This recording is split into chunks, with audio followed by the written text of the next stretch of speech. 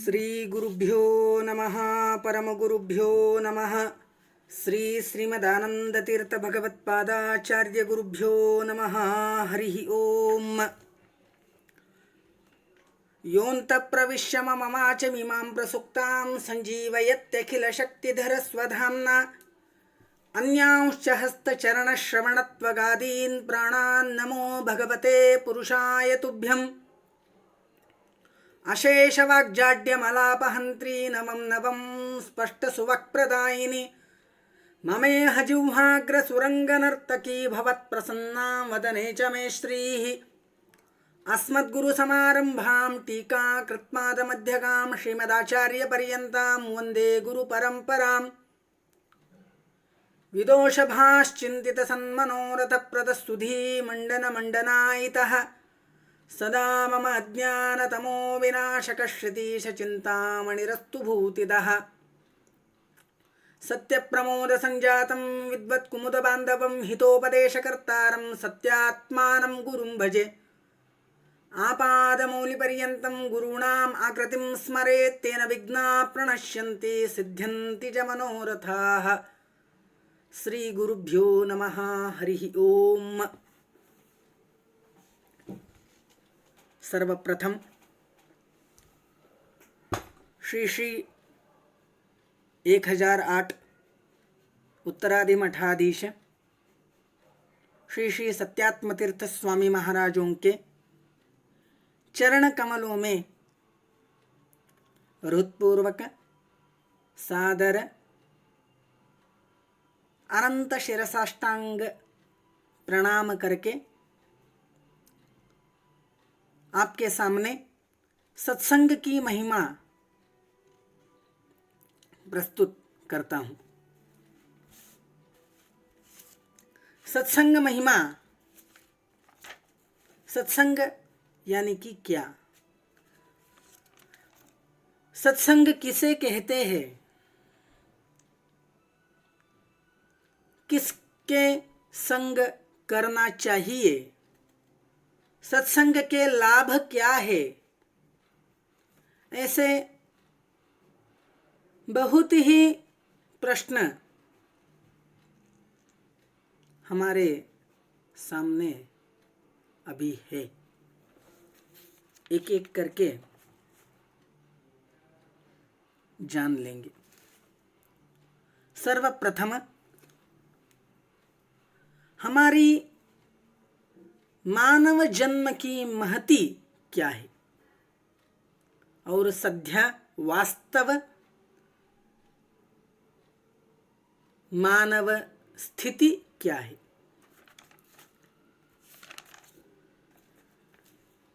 वास्तव कलियुग में मानव की स्थिति बहुत ही विकट है। प्रायेण अल्पायुषो मर्त्याः कलौ अस्मिन् युगे जनाः मंदा सुमंदमतया मंदभाग्या ह्युपद्रुताः।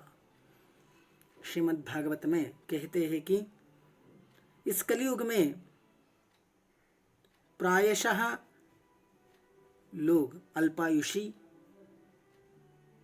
मंद, मार्गभ्रष्ट, दुर्दैवी और अशांत मनस्थिति के रहते हैं। इसलिए इस वास्तव स्थिति में हमारी मनस्थिति बहुत कमजोर है। कोई भी कहता है, कहाँ भी जाता है, मनचाहा व्यवहार करता है, जो व्यवहार करना चाहिए वो नहीं करता, वर्णाश्रम के उचित कर्म नहीं करता। इसलिए हमारी दुस्थिति है। मानव जन्म की महत्ता पुराणों में कहते हैं कि तत्रापि जन्म शतकोटिषु मानवत्वं, तत्रापि जन्म शतकोटिषु ब्राह्मणत्वं, तत्रापि जन्म शतकोटिषु वैष्णवत्वं, तत्रापि जन्म शतकोटिषु मत्परत्वम्।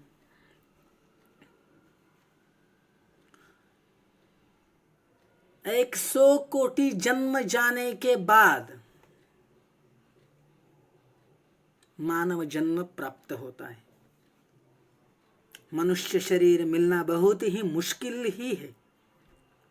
उसमें ही अधिक ब्राह्मण जन्म,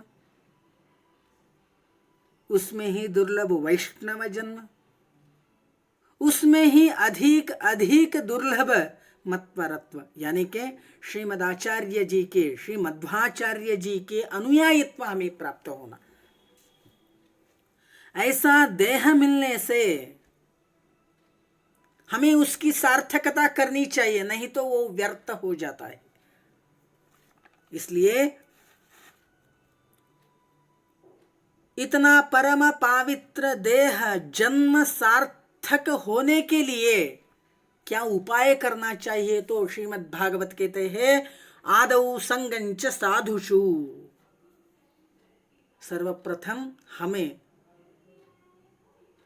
संत समागम करना चाहिए, सज्जनों का सहवास करना चाहिए। सज्जनों के सहवास से अंतःकरण शुद्ध होता है। तो सज्जन किसे कहते हैं? महांतस्ते समचित्ता प्रशांता विमन्यमा सुहृदः साधवो ये। श्रीमद् भागवत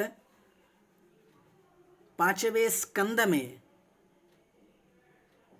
बताए हैं सज्जनों के लक्षण क्या है। जिस व्यक्ति में ये लक्षण होते हैं वही सज्जन बताया है। आध्यात्मिक ज्ञान में निपुण, प्रगत, शांत, क्रोधरहित, हितचिंतक, परोपकारी, दैवभक्त, सदाचारी, सत्कर्मों में निरंतर रति, निर्वैर और निस्संग और निष्काम, ये जो लक्षण हैं जिस व्यक्ति में है उसे ही संत बताया है, उसे ही साधु बताया है, उसे ही महात्मा बताया है।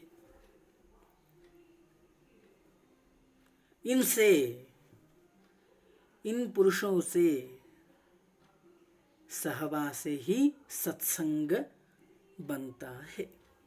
सत्संग यानी कि क्या? सत और संग, संग यानी के सहवास, सत यानी के सज्जन, सज्जन के सहवास से ही सत्संग बनता है।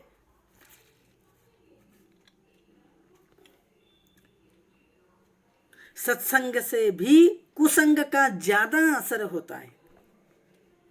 सत्संग के लिए प्रयास करना चाहिए, परंतु सत्संग नहीं मिले तो कुसंग तो कभी करना ही नहीं चाहिए। पापी आदमी का कुसंग बुरा है और नास्तिक का संग उससे ही ज्यादा बुरा है। भोगों का संग भी कुसंग है, भोगियों का तथा पापियों का संग उससे ही ज्यादा बुरा है। योगी के संग से योगी, पापी के संग से पापी और भोगी के संग से भोगी हो जाता है। जैसा करे संग वैसा चढ़े रंग। प्रथम तो मनुष्य शरीर ही मिलना मुश्किल है, फिर भी भारतवर्ष में जन्म होना कठिन है। फिर महात्माओं का संग मिलना कठिन, दुस्तर है। जो हमें ये सब मिलने पर ही भगवत प्राप्ति न करे तो उससे ही ज्यादा अभागा है। सत्संग की महिमा कहते हैं कि तात स्वर्ग अपवर्ग सुख धरिव तुला इक अंग, तुलान ताही सकल मिली जो सुख लब सतसंग। सबसे उत्तम सत्संग भगवान है। 2 नंबर में जिन्हें भगवान मिल गए हैं। 3 नंबर में भगवान मिले तो नहीं है, लेकिन वे भगवान के मार्ग में चल रहे हैं। और 4 नंबर में गीता, भागवत आदि सच्छास्त्र और अनेक इतिहास पुराणों का अध्ययन, श्रवण, मनन, निधिध्यासन, ये सब सत्संग है। एक समय की बात है, वशिष्ठ और विश्वामित्र जी का संवाद। विश्वामित्र जी ने कहा कि तप ही बड़ा है। वशिष्ठ जी ने कहा सत्संग बड़ा है। दोनों में परीक्षा हुई। विश्वामित्र ने 60,000 वर्ष की तपस्या दी, पृथ्वी स्थिर न हुई। वशिष्ठ जी ने एक क्षण के सत्संग का फल ही दिया, पृथ्वी स्थिर हो गई। सत्संग का महत्व बहुत विशेष है। तप की तो बात ही क्या है, मुक्ति से भी एक क्षण सत्संग बड़ा है। हम लोग सत्संग सुनते हैं किंतु कल्याण तो नहीं हुआ। यह तो साधारण सत्संग है। जिन महापुरुषों के संग से परमात्मा का दर्शन हो जाए, ऐसा संग करना चाहिए। यही सबसे बड़ा सत्संग है। ऐसे जो पुरुष है जो स्वयं पवित्र हो चुके हैं और दूसरों को पवित्र करने वाले हैं तथा भगवान को प्राप्त हो चुके हैं, ऐसे महापुरुष सद्गुण सदाचार के प्रचार के लिए भगवान की आज्ञा से आते हैं। उनके दर्शन से आत्मा पवित्र हो जाती है।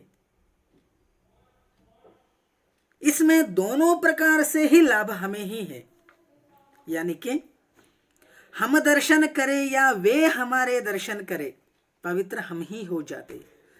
गंगा जल में हम स्नान करें या गंगा जल हम पर गिरे, दोनों में हम ही पवित्र होते हैं। घास आग पर गिरे या आग घास पर गिरे, दोनों तरह से अग्नि ही होती है। इस प्रकार महात्मा पुरुषों के हृदय में ज्ञानाग्नि है।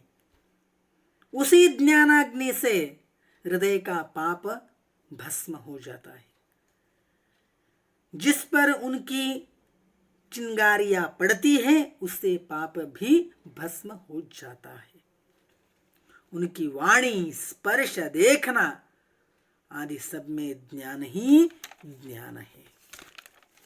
श्रीमद् भागवत में कहते कि येषां संस्मरणात् पुंसां सद्य शुद्ध्यन्ति वैग्रहाः किं पुनर्दर्शनं स्पर्श पादशौचासनादिभिः।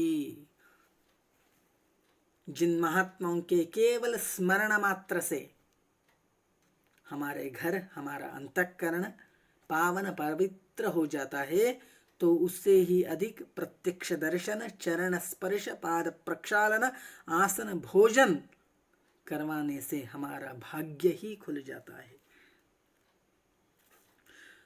महापुरुष हमें देखते हैं तो भीतर बाहर से हमारे सारे पाप एक ही क्षण में भस्म हो जाते हैं। हम महात्माओं को देखें तो उनका चित्र नेत्रों में प्रविष्ट होकर हमारे भीतर प्रविष्ट करके भीतर और बाहर से सभी तरह से पाप भस्म किया जा सकता है। सभी तरह से पाप भस्म हो जाते हैं। महात्मा हमारे स्मरण करे या हम महात्मा का स्मरण करें, दोनों में ही हमारे पाप नष्ट होते हैं। भगवान ने गंगा से कहा कि तुम पृथ्वी पर जाकर सबको पवित्र करो, तो गंगा ने कहा कि सबके पाप मुझ में इकट्ठे हो जाएंगे, उन्हें कौन नष्ट करेगा। तब ब्रह्मा जी ने कहा कि महापुरुषों के स्पर्श से तुम्हारे सारे पाप नष्ट हो जाएंगे। महापुरुष तीर्थों को तीर्थ बनाते हैं। संसार में जितने ही तीर्थ है वे महात्माओं द्वारा ही निर्मित हुए हैं। गंगा भी महात्मा भगीरथ के प्रताप से ही भारत में आई है। उन्हीं भगीरथ के कृपा से आज हम गंगा मैया में स्नान कर सकते हैं और पवित्र हो सकते हैं और होते ही है।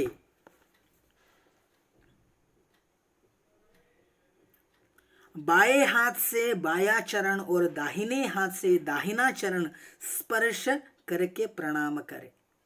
महात्मा संघ के सज्जनों को वे कृतार्थ करते हैं और अपना हाथ अपने मस्तक पर रख देते हैं। भक्ति और भगवान शीश पर हाथ रखते हैं। महात्मा के चरणों में हाथ न रखकर हम अपना मस्तक रखते हैं, क्योंकि शास्त्र की मर्यादा तो यही है कि सिर बड़ा है, अतः अपना सिर उनके चरणों में रखे। इसलिए हम क्या करते हैं, हमारा सिर उनके चरणों में रखते हैं। तब क्या होता है, जो तेज लपकता है वह चरणों से लपकता है। हाथ और पैरों के तलवे से ही तेज निकलता है और सिर पर हाथ रखने से सिर से लेकर पैरों तक उनका तेज आ जाता है। इसलिए भगवान या महात्मा सिर पर ही हाथ रखते हैं। महात्मा परम पवित्र है, उन्हें छूने वाला कोई भी हो पवित्र हो जाता है। वे पवित्रों के पवित्र और मंगलों के मंगल है। पवित्राणाम पवित्रम यो मंगलानाम च मंगलम। यह बात भगवान और उनके भक्तों की है।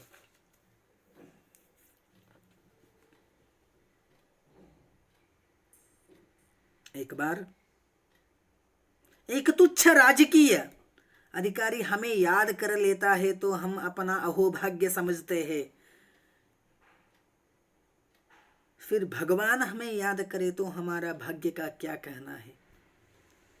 वे पुरुष धन्य हैं जिन्हें भगवान याद करते हैं। भरद्वाज जी ने भरत को कहते हैं कि सारी दुनिया राम को भजती है पर राम तुम्हें भजते हैं। यदि भगवान हमें हृदय में बसा ले तब तो कहना ही क्या है। यदि ऐसा न करे तो वे समय समय पर हमारा स्मरण ही कर लिया करे। भगवान को प्राप्त हुए महापुरुष हमें मिल जाए तो उनकी वाणी से स्पर्श से हम परम पवित्र हो जाते हैं। केवल कानों के द्वारा उनके शब्द आते रहे वह भगवान की वंशी के समान है, जिन्हें सुनने से पापी भी परम पवित्र बन जाता है। बस उनकी वाणी कानों में पड़ती रहे। महापुरुषों की वाणी, ज्ञान, क्रिया, संकल्प सभी अमोघ होते हैं। वे वाणी से जो कहते हैं, जो संकल्प करते हैं, वह सब सत्य हो जाता है। महापुरुषों के संग दुर्लभ, अगम्य और अमोघ है। महत् संगस्तु दुर्लभो अगम्यो अमोघश्च। वे सभी माता बहन भाइयों को अपने हृदय में सद्गुण, सदाचार, सद्भाव आए ऐसी चेष्टा न करके बुरे भावों को, दुर्गुणों को, दुराचार को निकाल सकते हैं। इसलिए हम सत्संग करना चाहिए, अनिवार्य है। नारद पुराण में एक बात आती है, असारभूते संसारे सारमेतत् अजात्मज भगवत भक्त संगश्च हरिभक्ति तितिक्षता। इस संसार में तीन बात ही सारभूत है। सारभूत यानी कि महत्वपूर्ण है, रसपूर्ण है। एक भगवत भक्त संग, दूसरी विष्णु भक्ति और तीसरी द्वंद्व सहिष्णुता।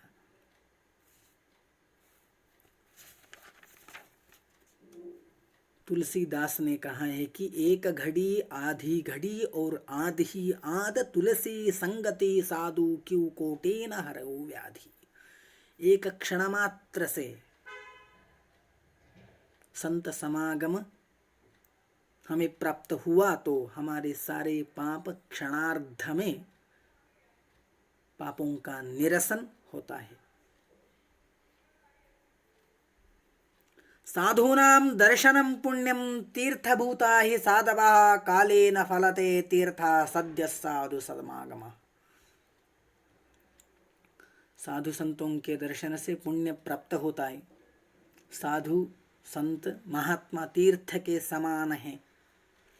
तीर्थाटन से फल मिलता है लेकिन कालांतर में, किंतु साधु समागम से त्वरित फल मिलता है, तीव्र फल मिलता है। इसलिए साधु समागम आवश्यक है। साधु समागम से अंतःकरण शुद्ध हो जाता है, निर्मल हो जाता है। अंतःकरण शुद्ध होने से भगवान पर भक्ति आती है, भगवत ज्ञान प्राप्त होता है और भगवत ज्ञान प्राप्ति से मुक्ति मिल सकती है। ज्ञानेनैव परम पदम। इस तरह सत्संग की महिमा बहुत है। सत्संग की महिमा आधे घंटे एक घंटे में बताने से पूरी नहीं होती। सत्संग से हमारा मन ही परिवर्तन हो सकता है। मनुष्य की जीवन शैली ही बदल देने की शक्ति सत्संग में है। इसलिए हम सब घोर संसार में कुछ करो या न करो, लेकिन संत समागम सत्संग जरूर करें। ऐसे कहकर मेरी एक दो वाक्पुष्प मेरे स्वरूपोद्धारक आचार्य जी, उनके अंतर्गत परम गुरु श्री सत्यात्म तीर्थ स्वामी महाराज, उनके अंतर्गत उपास्य मूर्ति श्री मूल सीता रामचंद्र, उनके चरण कमलों में ये सत्संग की महिमा, उनके चरणों में मेरा सत्संग वाक्पुष्प समर्पण करता हूँ। मध्वेशार्पणमस्तु, श्री कृष्णार्पणमस्तु। अनेन भावयत् पुण्यम अवाप्नोतु गुरोर्मम।